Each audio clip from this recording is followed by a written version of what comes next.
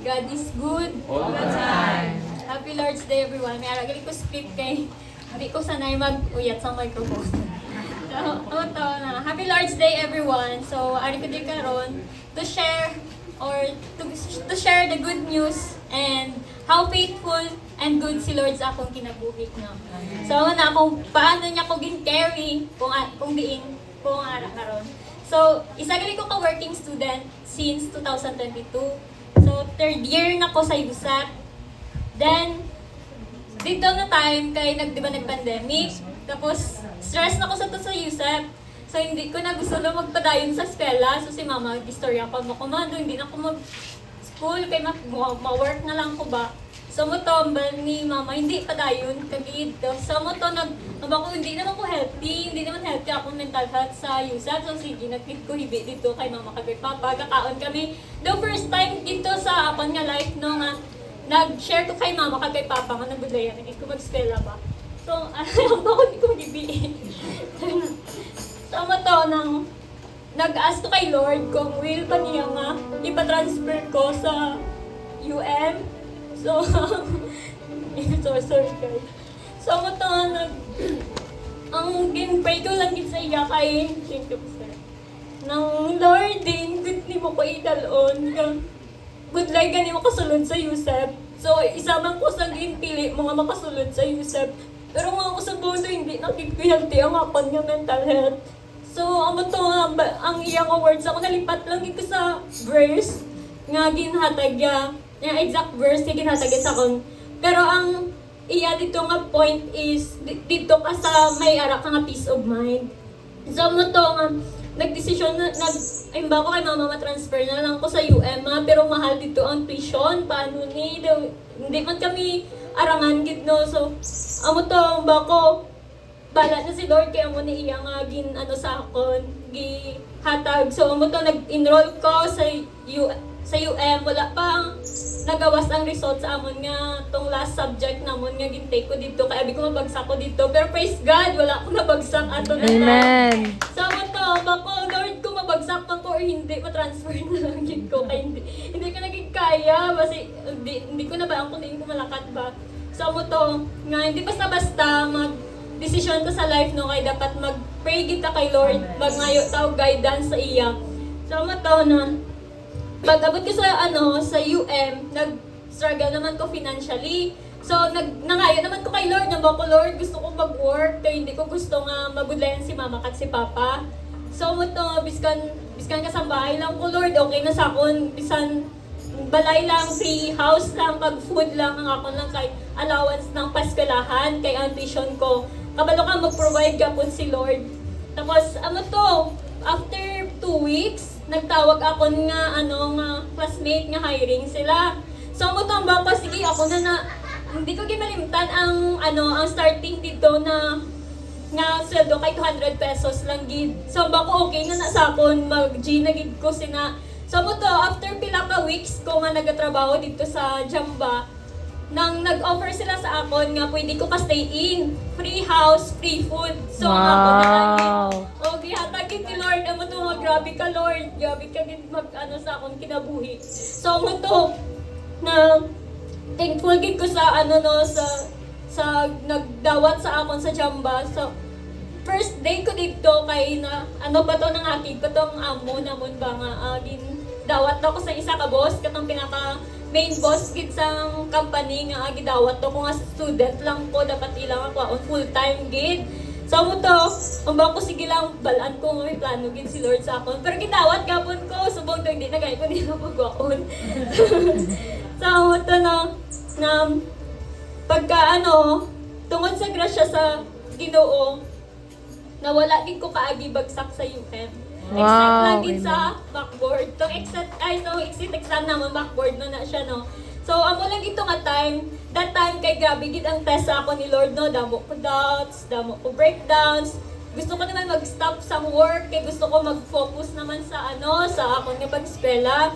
So, pero patayon lang gapon ko ang akon nga mga classmates sa ginambal nga, di ba dati ginambalan ta ka nga hindi ka na magtrabaho kay mag-focus ka na sa backboard. Damo na ba ko hindi niyo abi maintindihan ang side ko kay hindi ko gusto mabudlayan si mama kag si papa kag ang iba man nga tao nga gabulig sa akon kay tungod mas ma-pressure ko nga may gabulig sa akon financially ba kay hindi ko ba ang kita nasanay ko nga may kwarta ko nga ako nga ako gabayad sa akong tuition sa mga masina sa mo to nagpagbawas ng result tong pag-macboard ko kay dito ko na-realize nga grabe gid ang plano ni Lord sa ako no kay that time pagawas gid mismo wala ko nagibi kaya ba ko okay lang may plano si Lord sa akon baan ko nga amo ni nga delay hindi ni siya sang sang the trials na siya sa akon ba balik protection ni Lord sa akon so mo to Ibila ko sa part nga, nadumduman kala, hindi ko makaupod lagaw sa ila sa gawas, sa Singapore. Bakala, hindi ko makaupod yun, ako ka-graduate. Ako kasi dito. Tinagibi ko, tapos ang ko, Lord, saan o kaya ako kay gusto ko din maglakad dito. So mo to, nagabaw kay mama nga, daw, hindi ko na ni kaya, hindi naman ko mag-skela liwat. Abaya, last na nagibigid siya sa ako. Abaya, last na kaya mo, nagidnaga. Tapos ang bako, ay, ang ni. Tapos, nag-pray naman ko, Lord, last na gidni, nagamok na. Pagkaga, nag-enroll gapon ko sa UM. Bako, last na gidni, Lord. Tapos, para gidni sa imo, nagamok na dito. Tapos, wala pa na uman ang amon nga Macboard. May ara na nga ticket pa Singapore. So, ako tamba pala kung what if kung napasar ko sa to na time kay wala ko gapon nakaupod sa Singapore kay ara ako sa Cebu mag-review na ko ato na time so July man to siya na time. So bako maudi ay na delay ni Lord na gibagsak ko ani na time tapos basi hindi pagid akong time nga mag-take o board exam to October. Samba ko masalig lagi ko kay Lord ba na iyagid ni tanan nga plano tapos tanan nga bill kay paid jud before ko nag-take sang Macboard ato kay gusto ko akon tanan nga gasto hindi ko hindi ko ma-pressure so mo to if it's God's will jud it's God's bill jud amen amo to siya gid nag-provide sa tanan no kag amo to pag ko nang before ko nag-take sa Cebu pod nanapod nang may ara naman nga challenge sa ticket. So December man to siya. Dapat January pa ko mapasibu. Then pagkaabot sa mga last week sa November nag-announce nga i-early daw ang exam, hindi na April, March na. So nag-early siya 1 month. So bakala hindi pa kay go ang akong budget pa Cebu. Kaya mo to, nagambal ko kay Lord nga, Lord, hindi na lang ko magdayon liwat. So mo to, ko, hindi tani enough ang akong budget. Ginsuma ko na daan, tanan, ticket, mga boarding house ko, pag ang allowance, sa bako hindi pagid ni enough ang akon nga boarding house, kulang pagid ko pang bakal ticket. Kaya mo to, nag-pray ko, nag-gibi-ibi na naman ko kay Lord. Tapos, gabi nga biyanay kay Lord, kabalagin si Lord sa tanan ko, agihan. Tapos sa mo to, after, di ba before di ay ko nag-chat ko sa akong ate, ba ko nga, hindi na guro ko magpadayon, anay sa review, kay wala ko pang bakal ticket. Tapos sa mo to, ba siya nga man how, kaya mo man na, tapos wala, ang bako hindi kaya sa akong budget. Sa mo to, wala na ako nag-reply doon sa iya, nag-pray na ko kay Lord. Tapos pagtapos ko pray, kay pila lang kami minuto pagbasa ko dayon sa chat niya kay ba niya book na ako mabayad sang ticket. So to no grabe ka gid si Lord, grabe gid mag-provide si Lord ba kung gusto gid niya dito niya gid kadalon kay before ko namili sang akon nga nga review center, nagpray gapon ko kay Lord nga Lord din ko ma review diri ba sa Davao or sa Cebu sa Excel. So nalipat naman ko sang verse nga ginatagis na ako, pero may word dito nga Excel. Tama to ang Excel Review Center kaysa Cebu man na siya. So mo tomba ko paano ko ni makayanan kay nag-start gani kami financially tapos working student lang ko. Then ang akong papa magod kay ng PWD na siya wala na naman siya ginapa-drive sa van. So ara siya sa balay tapos si mama ara sa tinda, dira sa food. Sa food court. So amo to na gabi gid nga si Lord lang gid ang nag-ano sa ako no, naghatag sang tanan. So dito from November start na mo review, nag-online lang ko. Then sa December, naglakat na kami sa Cebu. Pero sa tunga time, ga-work gyapon ko sa Cebu. Kaya ba ko, kailangan ko mag-work Cebu nga month, Lord, kay para maigo ko gid ang akon nga allowance sa 2 to 3 months nga stay ko sa Cebu. So mo to nga, wala gid ko gipabayaan ni Lord, gitagaan gid ko niya sang strength nga makaya ko ang review kag ang akon nga ano no, nga finances dito. So, amo to na during sa akong review, damo gid sang doubts, pressure, fear, kag kahadlok. Tapos nag-question ko sa akong self no nga makaya ko ba ni. Pero gin-remind ko ni Lord nga ang journey nga to is not about my strength, no. Nag-help gid ko sa iya nga promises, nag-pray ko, tapos keep going lagi ko biskan budlay. Amo to nga damo siya everyday. Lain-lain nga word nga ginahatag niya sa akon. Ginakuptan ko gid kay grabe ka timing. So sa kadamuon na wala ko na ato ba na tandaan, pero ara siya sa debo ko nga notebook, wala ko lang nadala ang akon nga devotional nga notebook, no. Kay every morning ang akon nga ano dito nga routine kay ang first ko gid kay magdevo before ko magbaba sa akon nga ano nga bed kay magdevo gid. Matingalan na lang sila, habok lagi mo mata na gaano ko gibi ko hindi tungod sa kahadlok, hindi tungod sa naga-overthink, hibi ko tungod sa grateful gid ko nga ara si Lord sa akon kinabuhi. Kag speak gid siya sa akon ba through sa iyang mga word. So amo to nga sa day sa board exam na lang or before day sa board exam. May mas man ang amon nga review center. So nagabak sa akon nga upod nga hindi lang ko magupod kay hindi man ko Katoliko. Tapos sa moto, ba niya araw si Sir John dito. Si Sir John Panggod kay ano na siya nang Christian siya ba. Tapos wala siya nagatahal, wala siya na everything, wala siya kay prayer lang gid iya. So moto ba ko sige kay Sir John na lang mapalapit karon. So muna nagupod ko, nagdala sila gamit, nagdala sila sa mga ginapablasan, manggod nila ang mga gamit nila nga gamitan sa board exam. Samba ko sa iya, nga hindi ko magdala ha, maupod ko pero hindi ko magdala, nagamok sa iya. Samba lang, sige upod lang kay para makaupod ko sila nga hindi ko mabili niya ako lang isa sa boarding house.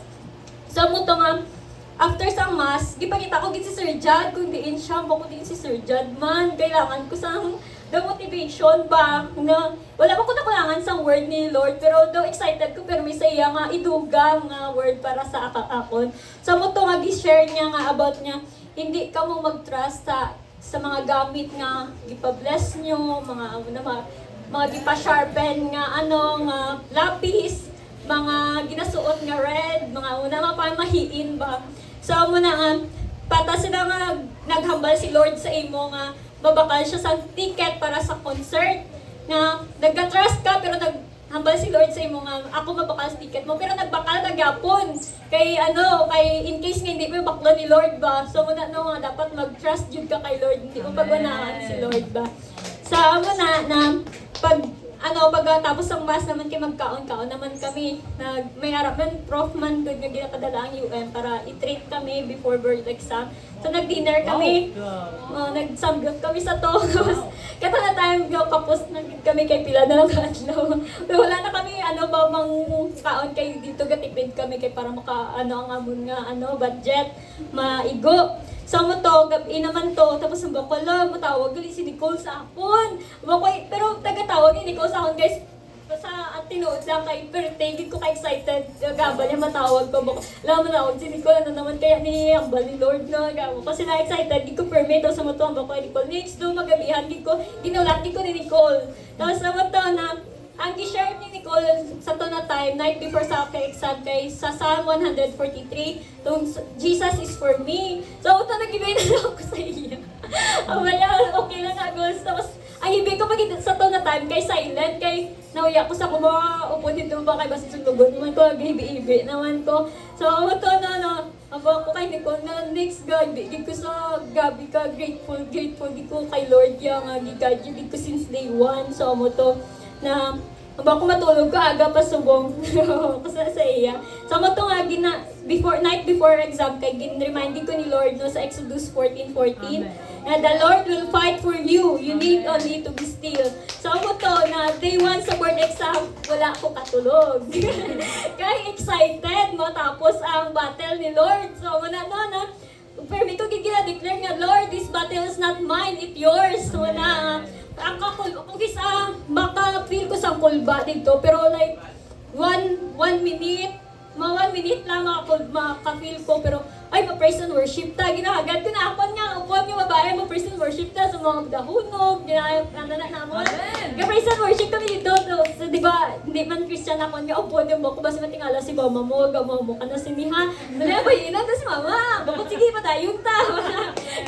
Gapon kami dito, praise and worship kami every time nga makita ko siya madadown. Tapos si Lord ka-speak man sa akin nga, i-share ni nga words sa iya. Tapos makaibi man na siya gapon, ang bako, umut lang, gikon ni Lord nga i-share man sa imo kay daw patas sa facing subong ba. So muna nga, balya, thank you, nagpasalamat mo siya sa ako niya, may upon siya, same sa ako niya, gamotivate man sa iya nga, bako kailangan ko man ganit sa motivation. Pero si Lord din ang nag-guide sa ako, no. So amo to na, day 1 sa board exam, di ba wala ko'y tulog. Tapos, sabi ko, Lord, paano ko ka-answer siniman? Kaya wala ko tulog. Kaya gabi, ko ka-excited sa tuya. Gusto ko matapos na ba? Ito nga, nakatulog man ko, nakanap ko mga pilalang minutes. So, mga 1:30 a.m. nakagligo.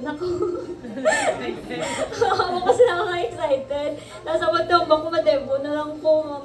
Nag-devo ko. Tapos, ako ito, ang abalang, sa Isaiah 35 verse 4 na be strong, do not fear. Amen.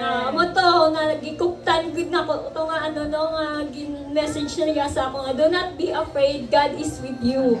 So mo to, God is with me, God is with me. God. Every time yung magsunod ko sa classroom, prayer, God is with me, Jesus is for me. Every answer from number 1 to 100, Jesus is for me, Jesus is for me.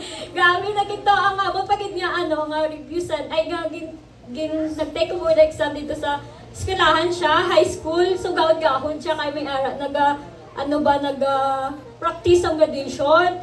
So ang utang iba hindi daw sila maka-focus, gachat sa GC naman after exam nga hindi daw sila ka-focus gagahon daw. Pero natingala gid bala ako nga grabe ay 8 hours ay 8 a.m. to 6 p.m. ang exam no. Sa nga oras wala gid ko yung pabayaan ni Lord nga wala ko'y tulog, naka-answer gid ko, naka-focus ko do.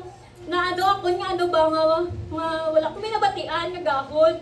Like si Lord gid to nag-speak sa ako no nga wala ko kabatsyag sang alay sa likod sa diri sa liogay gabi man to amon nga no duko dito tigin ubos ko ang ako no oras ba kay aba ko last na nga exam mo to pagawas ko sa sa room so nagaba ko nga kay Lord nga Lord thank you so much this victory is yours. Amen.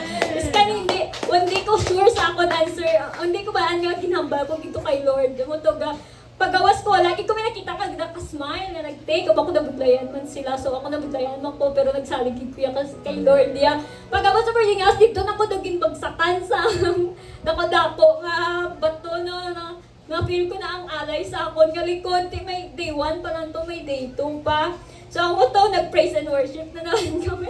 Bago kami nag-study, nagaba ko praise and worship naman taon. Ang kapoy ni madula lang ni. Amen. Ako to, nag-praise and worship naman kami. Asa nga sa day 2, nalipat ako sa ginhambal ni Lord sa akong pero to sa akong nga devo, no? Tapos, pagka day 3, last na, kay sa ICT naman nga, sa day 3, kay nakatulog na ko, then, wala ko ka-study sa tumat. Kaya ba ko matulog, lagi ko Lord kay ang tulog daw is ako worship man daw na daw something yung nag-surrender ka na kay Lord siya na bala sa imo so namin gitulog ko dito aba ko pakawan ng alas 2 Lord alas 2 na ko mag-study so mo to alas 2 na ko nag-study hasta 5:30 kay 5:30 man namon call yung amon nga nga call time dito sa PRC so mo to na abo lang dito nga oras ako nga nga review sa ICT nga exam. So, by His grace, I passed dalawa ka license, no? Electronics engineer and electronics technician. So, it was more than I prayed for, Jude. So, this journey taught me that success success is not just about intelligence, but faith, perseverance, and trusting God's timing. As working student, I realize I can't do everything on my own. But when I trust God's plan, He carries me, He provides me, He sees me through the end. So I keep holding on these promises that God will finish what He started in me.